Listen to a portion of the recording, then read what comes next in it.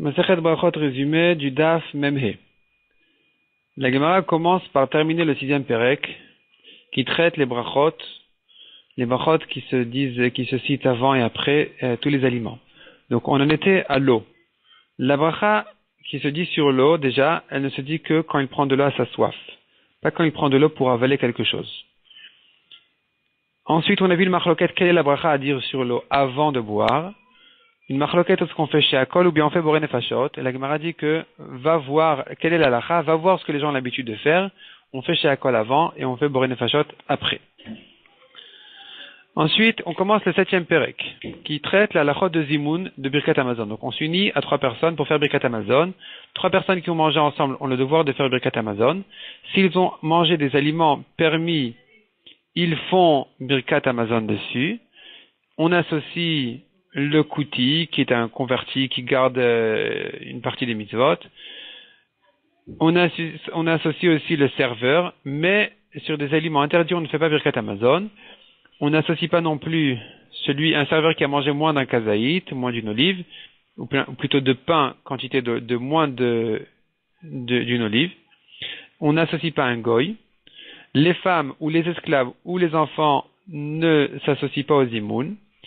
Celui qui a mangé minimum un kazaït ou un kabeta, donc comme une olive ou comme un œuf de pain, peut s'associer aux zimoun. La Gemara ramène 2 psukim dont on apprend que le zimoun s'est fait à 3 personnes. Un dit à 2, bénissez Hachem, bénissons Hachem.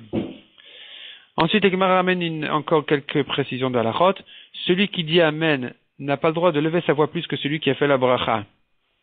Celui aussi qui répète la lecture de la Torah au peuple, à la communauté, ne peut pas non plus lever sa voix plus que celui qui a lu à la Torah lui-même. La Gemara l'apprend de Moshe Rabbeinu. D'ailleurs, celui qui lit à la Torah, s'il sait que celui qui va répéter ne pourra pas lever sa voix comme lui, eh bien celui qui lit doit a priori baisser sa voix à la hauteur de la voix de celui qui va répéter aux gens. La Gemara ensuite ramène une discussion à propos de 2 personnes qui ont mangé du pain ensemble. Est-ce qu'ils ont le droit de faire zimoun s'ils le veulent? Oui ou non? La Gemara ramène quelques preuves. On voit que 2 personnes ne peuvent pas faire zimoun, mais la Gemara répond qu'il s'agit d'un cas où ils étaient a priori 3 personnes et que une des 3 veut partir, ou bien au contraire, ils étaient 2 personnes, mais ils préfèrent associer une 3e de manière à se fixer un zimoun obligatoire. C'est pas la preuve que à 2 personnes le zimoun ne pourra pas se faire. Peut-être qu'il se fera, mais facultatif. La Gemara ramène aussi au passage la halakha qu'on a dit des femmes, les femmes qui font le zimoun entre elles, les esclaves font le zimoun entre eux, et la question se pose, mais pourtant les femmes ne sont pas obligées de faire zimoun, elles peuvent quand même le faire, donc ça sera la preuve pour 2 personnes. Pareil, ils ne sont pas obligés, ils peuvent le faire. La Gemara donne une différence entre les femmes et 2 personnes. Les femmes, oui, 2 personnes, peut-être c'est quand même différent, ils ne peuvent pas faire le zimoun à 2, même s'ils le veulent. La Gemara finalement, donc la Gemara recherche qui est celui qui a dit que 2 font, qui est celui qui a dit que 2 ne font pas même s'ils le veulent, entre Rav et Rabbi Yochanan. La Gemara conclut que Rabbi Yochanan, c'est lui qui a dit qu'ils ne peuvent pas faire à 2.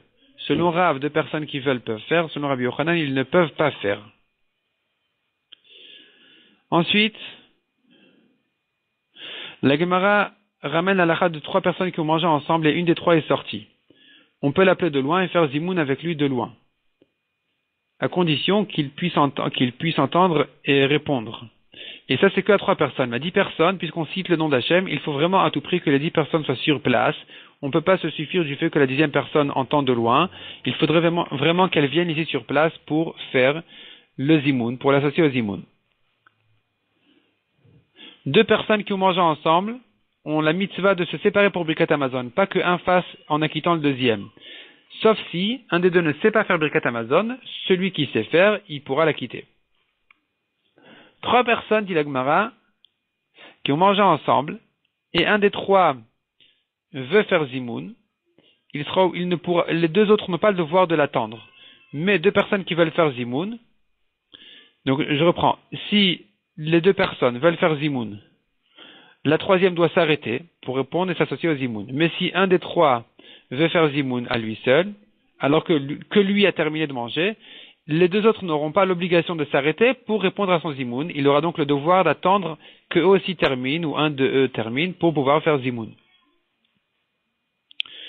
3 personnes, la Gemara ramène l'histoire de 3 Chachamim qui avaient le même niveau de Torah. Il n'y avait pas un qui était plus Chacham que les 2 autres.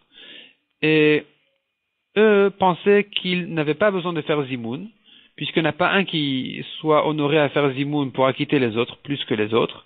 Mais la Gemara dit que c'était pas comme ça qu'il fallait faire.